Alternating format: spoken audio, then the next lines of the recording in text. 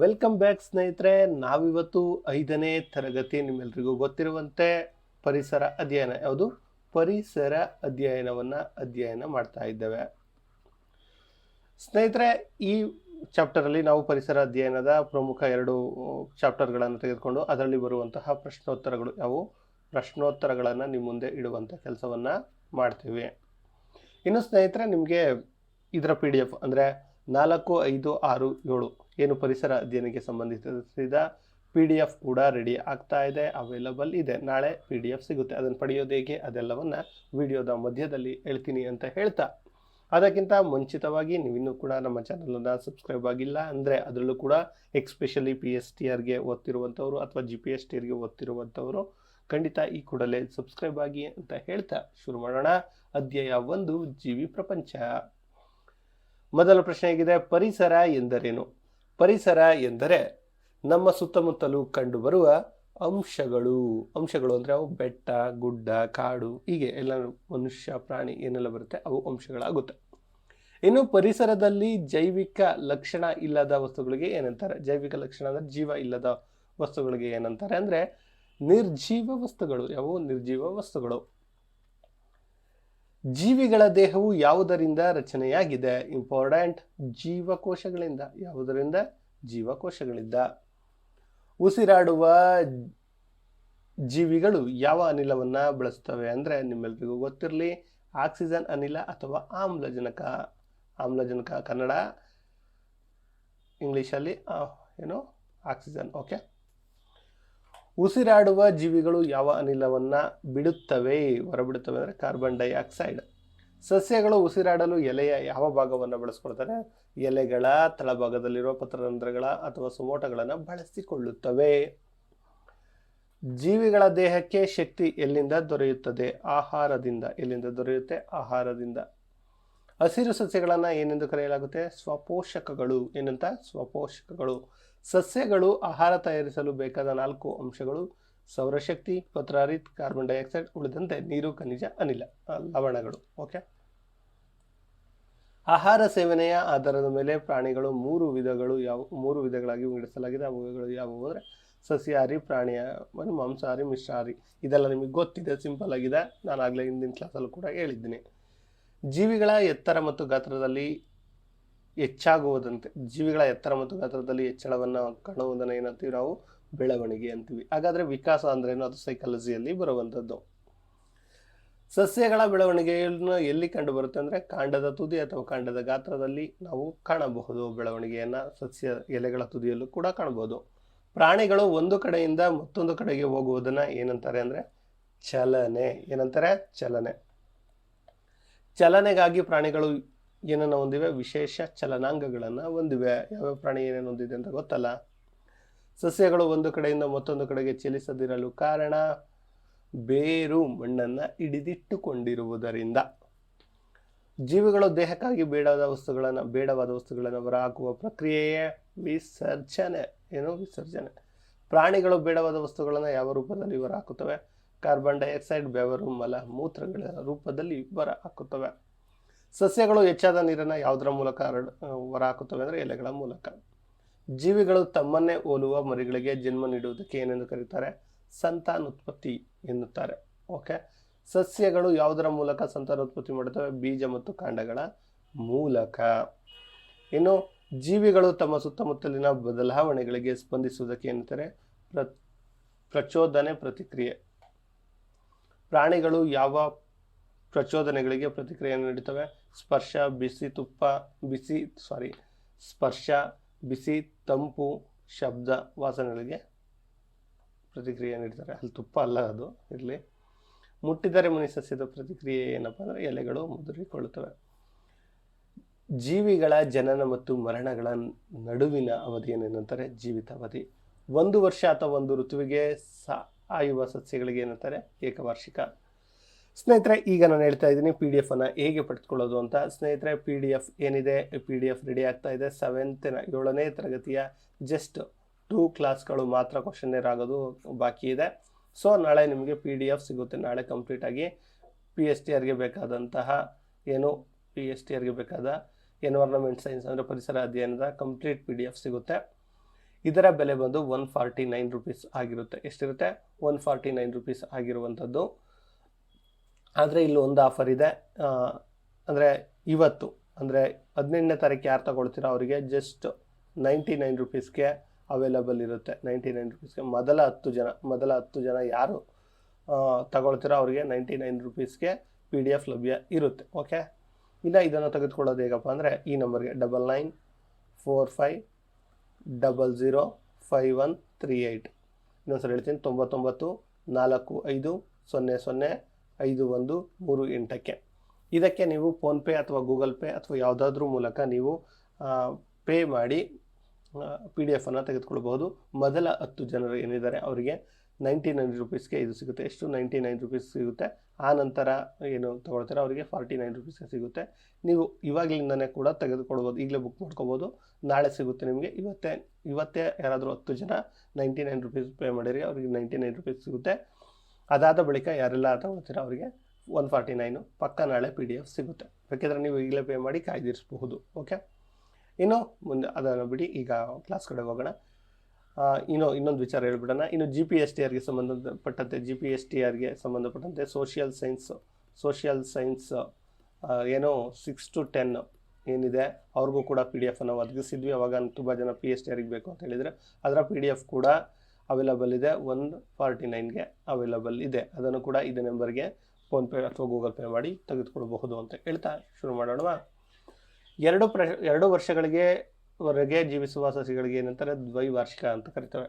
ಹಲವು ವರ್ಷಗಳಲ್ಲಿ ಬದುಕುವ ಸಸ್ಯಗಳಿಗೆ ಬಹುವಾರ್ಷಿಕ ಸಸ್ಯಗಳು ಅಂತಾರೆ. ಆಮೆಯ ಸರಾಸರಿ ಜೀವಿತಾವಧಿ 15 ವರ್ಷ. ಎಷ್ಟು? 15 ವರ್ಷ. ಆನೆಯ ಸರಾಸರಿ ಜೀವಿತಾವಧಿ 70 ವರ್ಷ. ಹದ್ದಿನ ಜೀವಿತಾವಧಿ ಎಷ್ಟು ವರ್ಷ? 20 ವರ್ಷ. ಮಾನವನ ಸರಾಸರಿ ಜೀವಿತಾವಧಿ 70ರಿಂದ 80 ವರ್ಷ. ಏಕವಾರ್ಷಿಕ ಸಸ್ಯಗಳಿಗೆ ಉದಾಹರಣೆ ಜೋಳ, ಭತ್ತ. ದ್ವೈವಾರ್ಷಿಕಕ್ಕೆ ಉದಾಹರಣೆಗಳು ಬೀಟ್ರೂಟ್ ಮತ್ತು ಕಬ್ಬು. ಬಹುವಾರ್ಷಿಕ ಸಸ್ಯಗಳಿಗೆ ಉದಾಹರಣೆಗಳು ಕೊಡಿ ಅಂದರೆ ಅಡಿಕೆ ಮತ್ತು ಮಾವು.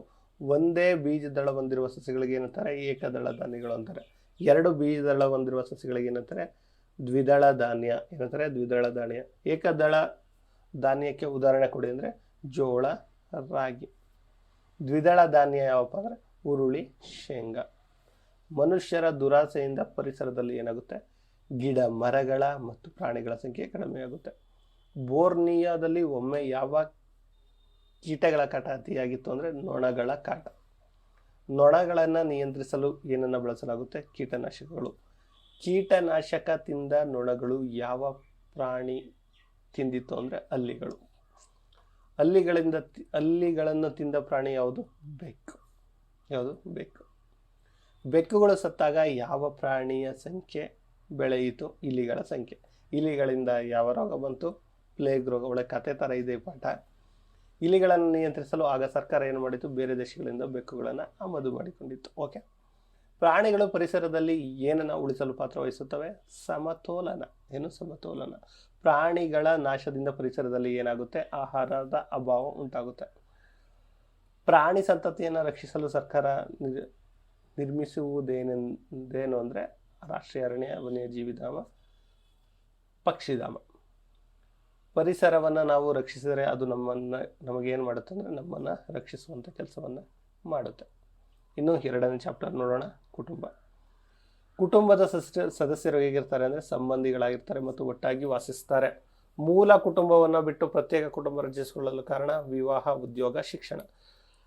ಕುಟುಂಬದ ತಲೆಮಾರು ತೋರಿಸುವ ನಕ್ಷೆಯನ್ನು ಏನಂತಾರೆ? ವಂಶವೃಕ್ಷ ಅಂತಾರೆ. ವಂಶವೃಕ್ಷದಲ್ಲಿ ಗಂಡಸರನ್ನ ಯಾವ ಸಂಕೇತದಿಂದ ಸೂಚಿಸ್ತಾರೆ ಅಂದರೆ ನಿಮಗೆ ಗೊತ್ತಿಲ್ಲ, ಚೌಕದಿಂದ. ಇದರಿಂದ ಗಂಡಸರನ್ನು ಸೂಚಿಸ್ತಾರೆ. ಹೆಂಗಸರನ್ನು ಯಾವ ವಂಶವೃಕ್ಷದಲ್ಲಿ ಹೆಂಗಸರನ್ನು ಯಾವ ರೀತಿ ಸೂಚಿಸ್ತಾರೆ ಅಂದರೆ ಈ ರೀತಿ. ಇದು ಆಲ್ರೆಡಿ ರಿಪೀಟ್ ಆಗಿದೆ, ಮೇನ್ ಎಕ್ಸಾಮಲ್ಲೂ ರಿಪೀಟ್ ಆಗಿದೆ, TETಯಲ್ಲೂ ಕೂಡ ರಿಪೀಟ್ ಆಗಿದೆ. ಗಂಡ ಹೆಂಡತಿ ಸಂಬಂಧವನ್ನು ವಂಶವೃಕ್ಷದಲ್ಲಿ ಹೇಗೆ ತೋರಿಸ್ತಾರೆ ಅಂದರೆ ಇಲ್ಲಿ ನೋಡಿ, ಈ ಥರ ಮತ್ತು ಈ ಥರ ತೋರಿಸ್ತಾರೆ. ಈ ಥರ ತೋರಿಸುವಂಥದ್ದೇ ಇದು ಸಂಬಂಧವನ್ನು ತೋರಿಸ್ತಾರೆ. ಚೌಕ ಮತ್ತು ವೃತ್ತದ ನಡುವೆ ಅಡ್ಡಗೆರೆ. ತಂದೆ ತಾಯಿಗೆ ಜನಿಸಿದ ಮಕ್ಕಳನ್ನು ಹೇಗೆ ತೋರಿಸ್ತಾರೆ ಅಂದರೆ ಮೇಲೆಗಿಂದ ಕೆಳಗೆ. ಈಗ ತೋರಿಸ್ಬಿಡ್ತೀನಿ. ತಾಯಿ, ತಂದೆ ಹೀಗಿರುತ್ತೆ. ಮಕ್ಕಳನ್ನು ಹೇಗೆ ಸೂಚಿಸ್ತಾರೆ ಅಂದರೆ ಹೀಗೆ ಸೂಚಿಸ್ತಾರೆ. ಇಲ್ಲಿಗೆ ಬಂದು ಇಲ್ಲಿ ಮಕ್ಕಳನ್ನು, ಇಲ್ಲಿ ಮಗಳಾಗಿದ್ದರೆ ಇಲ್ಲಿ, ಮಗ ಆಗಿದ್ದರೆ ಇಲ್ಲಿ. ಓಕೆ, ಎರಡಕ್ಕಿಂತ ಹೆಚ್ಚು ತಲೆಮಾರು ವಾಸಿಸುವ ಕುಟುಂಬವೇ ಅವಿಭಕ್ತ ಕುಟುಂಬ. ವಿಭಕ್ತ ಕುಟುಂಬ, ಅವಿಭಕ್ತ. ಓಕೆ, ಅವಿಭಕ್ತ ಕುಟುಂಬದಲ್ಲಿ ಮಕ್ಕಳ ಪಾಲನೆ ಯಾರು ಮಾಡ್ತಾರೆ? ಎಲ್ಲರೂ ವಹಿಸ್ಕೊಳ್ತಾರೆ. ಅವಿಭಕ್ತ ಕುಟುಂಬದಲ್ಲಿ ಅಜ್ಜಿ ಮಕ್ಕಳಿಗೆ ಏನು ಹೇಳ್ತಾರೆ? ಕಥೆಗಳನ್ನು ಹೇಳ್ತಾರೆ. ಅವಿಭಕ್ತ ಕುಟುಂಬದಲ್ಲಿ ತಾತ ಏನು ಹೇಳ್ಕೊಡ್ತಾರೆ? ನಾವು ಹೇಗಿರಬೇಕು ಎಂಬುದನ್ನು ಹೇಳ್ಕೊಡ್ತಾರೆ. ತಂದೆ ತಾಯಿ ಮತ್ತು ಮಕ್ಕಳ ಪಾತ್ರ ಇರುವ ಕುಟುಂಬ ಯಾವುದು? ವಿಭಕ್ತ ಕುಟುಂಬ. ಎರಡು ತಲೆಮಾರಿನವರು ವಾಸಿಸುವ ಚಿಕ್ಕ ಕುಟುಂಬವನ್ನು ಏನಂತಾರೆ? ವಿಭಕ್ತ ಕುಟುಂಬ. ನೆರೆಹೊರೆಯವರು ಯಾರು? ನಮ್ಮ ಅಕ್ಕಪಕ್ಕದಲ್ಲಿ ವಾಸಿಸುವವರು. ಅಕ್ಕಪಕ್ಕ ಇದ್ದ ಮನೆ, ಅಕ್ಕಪಕ್ಕ ಇದ್ದ ಮೇಲೆ ನಾವು ಹೇಗೆ ಇರಬೇಕು ಅಂದರೆ ಒಬ್ರಿಗೊಬ್ರು ಸಹಾಯ ಮಾಡ್ಕೋಬೇಕು. ಇದೆಲ್ಲ ಹೇಳೋ ಅವಶ್ಯಕತೆ ಇಲ್ಲ, ಗೊತ್ತಿರುತ್ತೆ. ತಾಯಿಯ ಅಕ್ಕನನ್ನು ಏನೆಂದು ಕರೀತಾರೆ? ದೊಡ್ಡಮ್ಮ.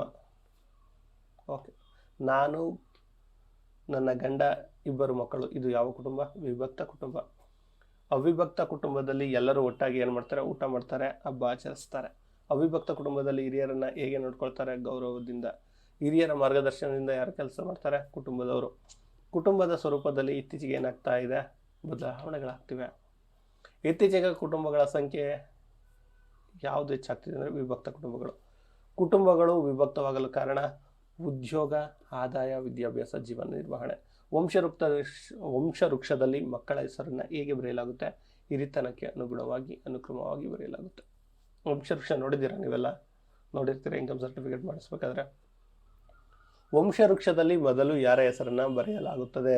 ಹಿರಿಯರಿಂದ ಪ್ರಾರಂಭಿಸಿ ಕಿರಿಯರವರೆಗೆ ಬರೆಯಲಾಗುತ್ತೆ. ವಂಶವೃಕ್ಷ ಎಂಬ ಪದವನ್ನು ಏನನ್ನು ಸೂಚಿಸುತ್ತೆ? ಮರದ ಕಲ್ಪನೆಯಂತೆ ತಲೆಮಾರುಗಳು ಹರಡುತ್ತಾ ಹೋಗುವುದನ್ನು. ವಂಶವೃಕ್ಷವನ್ನು ಯಾವ ದಿಕ್ಕಿನಿಂದ ಬರೆಯಲಾಗುತ್ತೆ? ಮೇಲಿನಿಂದ ಕೆಳಕ್ಕೆ. ವಂಶವೃಕ್ಷದಲ್ಲಿ ಹಿರಿಯರ ನಂತರ ಪೀಳಿಗೆಯನ್ನು ಹೇಗೆ ಸೂಚಿಸಲಾಗುತ್ತೆ? ಕೆಳಗೆ ಬರೆಯಲಾಗುತ್ತೆ. ತಾಯಿಗೆ ಕಾಯಿಲೆಯಾದಾಗ ಮಕ್ಕಳನ್ನು ನೋಡಿಕೊಳ್ಳಲು ಯಾರು ನೆರವಾಗ್ತಾರೆ? ನೆರೆಹೊರೆಯ ಕುಟುಂಬದವರು. ನಮ್ಮ ಕುಟುಂಬಕ್ಕೆ ಸಹಾಯ ಮಾಡುವ ಇತರರು ಯಾರು? ಅಕ್ಕಪಕ್ಕದವರು ಅಥವಾ ಇತರರು. ಯೋಗ್ಯ ಶಿಕ್ಷಣ ಕೊಡಿಸುವುದು ಯಾರ ಕೆಲಸ? ಕುಟುಂಬದ ಕೆಲಸ. ರೋಗ ಬಂದಾಗ ಚಿಕಿತ್ಸೆ ಮಾಡಿಸುವುದು ಯಾರು? ಕುಟುಂಬದವರು. ಪ್ರೀತಿ ವಾತ್ಸಲ್ಯ ತೋರುವವರು ಯಾರು? ಕುಟುಂಬದವರು. ಆಟದಲ್ಲಿ ಸೋತಾಗ ಸಮಾಧಾನ ಮಾಡುವವರು ಕುಟುಂಬದವರು. ಆಹಾರ ವಸ್ತುಗಳು, ದಿನಸಿ ಅಂಗಡಿಗಳನ್ನು ನೀಡುವವರು ಯಾರು? ಇತರರು. ಪಾಠವನ್ನು ಕಲಿಸುವವರು ಇತರರು ಅಂದರೆ ಶಿಕ್ಷಕರು. ಕುಟುಂಬದ ಅವಶ್ಯಕತೆಗಳನ್ನು ಪೂರೈಸುವವರು ಕುಟುಂಬದವರು. ಅಪ್ಪ ಅಮ್ಮ ಇಲ್ಲದಾಗ ನೆರವಾಗುವವರು ಇತರರು, ನೆರೆಯವರೆಯವರು. ಹಿರಿಯರ ಆರೈಕೆ ಎಲ್ಲಿ ಸಿಗುತ್ತೆ? ಕುಟುಂಬದಲ್ಲಿ ಸಿಗುತ್ತೆ. ಸಹಬಾಳ್ವೆ ರೂಢಿಯನ್ನು ಎಲ್ಲಿ ಕಲಿಯುತ್ತೇವೆ? ಕುಟುಂಬದಲ್ಲಿ. ಮಕ್ಕಳಿಗೆ ರಕ್ಷಣೆಯನ್ನು ಯಾರು ನೀಡ್ತಾರೆ? ಕುಟುಂಬದವರು. ಸಮಾಜದಲ್ಲಿ ಸ್ಥಾನಮಾನ ಕಲ್ಪಿಸುವುದು ಕುಟುಂಬ. ನಮ್ಮ ಕುಟುಂಬದ ಜೊತೆ ಯಾರು ಸಹಾಯ ಮಾಡ್ತಾರೆ ನಮಗೆ ಅಂದರೆ ನೆರೆಹೊರೆ ಸಹಾಯ ಮಾಡ್ತಾರೆ. ಕುಟುಂಬವಿಲ್ಲದೆ ನಾವಿದ್ದೇವೆ? ಖಂಡಿತ ನಾವಿಲ್ಲ. ಕುಟುಂಬಗಳಿಗೆ ಜಗತ್ತು ಇದೆ? ಖಂಡಿತ ಇಲ್ಲವೇ ಇಲ್ಲ. ಕುಟುಂಬ ಇರಲೇಬೇಕು. ನಾನು ಹುಟ್ಟಿ ಬೆಳೆದಿದ್ದು ಎಲ್ಲಿ? ಕುಟುಂಬದಲ್ಲಿ. ನಗುತ್ತಾ ಕಾಲ ಕಳೆಯುವುದು ಕುಟುಂಬದಲ್ಲಿ. ಪ್ರೀತಿ ವಾತ್ಸಲ್ಯ ತುಂಬಿದ ಜಾಗ ಕುಟುಂಬ. ನೋಡಿ ಕುಟುಂಬ ಅಂದರೆ ಹೇಗಿದೆ ಅಂತ. ಅಪ್ಪ ಅಮ್ಮ ತಮ್ಮ ಇರುವ ಜಾಗವೇ ಕುಟುಂಬ. ಹಿರಿಯರಿಗೆ ಗೌರವ ಕೊಡುವುದನ್ನು ಯಾವುದು ಕಲಿಸುತ್ತೆ ಅಂದರೆ ಕುಟುಂಬ. ಇನ್ನು ಸ್ನೇಹಿತರೆ, ಇಲ್ಲಿ ನೋಡಬಹುದು 3ನೇ ಚಾಪ್ಟರ್ ಇದೆ. ಆ ಚಾಪ್ಟರನ್ನು ಮತ್ತೊಂದು ವಿಡಿಯೋದಲ್ಲಿ ನಿಮ್ಮ ಮುಂದೆ ಇಡ್ತೀನಿ. ಸ್ನೇಹಿತರೆ, ಈ ರೀತಿ PDF ಬೇಕು ಅಂದರೆ 4, 5, 6, 7 ಇಷ್ಟರ ಪರಿಸರ ಅಧ್ಯಯನದ PDF ಬೇಕು ಅಂದರೆ ನಾನು ಹೇಳಿದಂತೆ 9945005138ಗೆ ಫೋನ್ಪೇ ಮಾಡಿ ನೀವು ತೊಗೋಬೋದು. ಮೊದಲ 10 ಜನರಿಗೆ ಜಸ್ಟ್ 99 ರೂಪೀಸ್ ಇರುತ್ತೆ. ನೀವು ಅನ್ಬೋದು ಸರ್ ಇಷ್ಟೊಂದು ದುಡ್ಡು ಕೊಡಬೇಕಂತ. ಸ್ನೇಹಿತರೆ, ಈ ಕ್ವಶನ್ಸನ್ನು ರೆಡಿ ಮಾಡೋಕ್ಕೆ ಹಾಕಿರೋ ಎಫರ್ಟ್ ಮತ್ತು ಅದನ್ನು ರೆಡಿ ಮಾಡಿ PDF ಮಾಡಿ ನಿಮಗೆ ಒದಗಿಸುವಂತಹ ಎಫರ್ಟ್ ಏನಿದೆ ನಮ್ಮ ಹುಡುಗರು, ಅದಕ್ಕೋಸ್ಕರ ಅಟ್ಲೀಸ್ಟ್ ನೀವು ಪೇ ಮಾಡಬೇಕಾಗುತ್ತೆ. ಮತ್ತು ನಿಮಗೆ ಸಿಗುವಂಥದ್ದು 1-2 ಕ್ವಶನ್ಸ್ ಅಲ್ಲ, ಇಡೀ ಅಂದರೆ ನೀವು ಸುಮಾರು 2 ರಿಂದ 3 ವಾರ ಕೂತ್ಕೊಂಡು ಕ್ವಶನ್ ರೆಡಿ ಮಾಡಿರುವಾಗಲ, ಕೆಲವೊಮ್ಮೆ ತಿಂಗಳಗಟ್ಟಲೆ ಕೂಡ ಕೂತ್ಕೊಂಡು ರೆಡಿ ಮಾಡಿದರೂ ನಿಮಗೆ ಈ ಕ್ವಶನ್ ಸಿಗಲ್ಲ. ಸೊ ಆ ಕಾರಣದಿಂದ ನಾನು ಪೇ ಮಾಡೇ ತಗೋಬೇಕು ಅಂತ ಹೇಳ್ತಿದ್ದೀನಿ. ಉಚಿತವಾಗಿ ಕೊಡೋಕ್ಕಾಗೋದಿಲ್ಲ. ಒಂದು ವೇಳೆ ಸರ್ ನನಗೆ ಅಷ್ಟು ಪೇ ಮಾಡೋಕ್ಕಾಗಲ್ಲ ಅಂದರೆ ಒಂದು ಆಪ್ಷನ್ ಇದೆ. ಏನಪ್ಪ ಅಂದರೆ ನೀವು ನಾನು ಏನು ಪಾಠ ಮಾಡ್ತೀನಿ ಅದನ್ನು ನೀವು ನೋಟ್ಸ್ ಮಾಡ್ಕೋಬೋದು. ಆಗ ತಲೆಯಲ್ಲೂ ಕೂಡ ಹೆಚ್ಚು ಉಳಿಯುತ್ತೆ. ಇಲ್ಲ ಸರ್ ನಂಗೆ PDF ಕೊಡಿ ಅಂತ ಅಂದರೆ PDF ತೆಗೆದುಕೋಬೋದು. ಓಕೆ ಸ್ನೇಹಿತರೆ, ಇದಾಗಿತ್ತು ಇವತ್ತಿನ ವಿಡಿಯೋ. ಇಲ್ಲಿಗೆ ಎಂಡ್ ಮಾಡ್ತಾ ಇದ್ದೀನಿ. ಧನ್ಯವಾದಗಳು.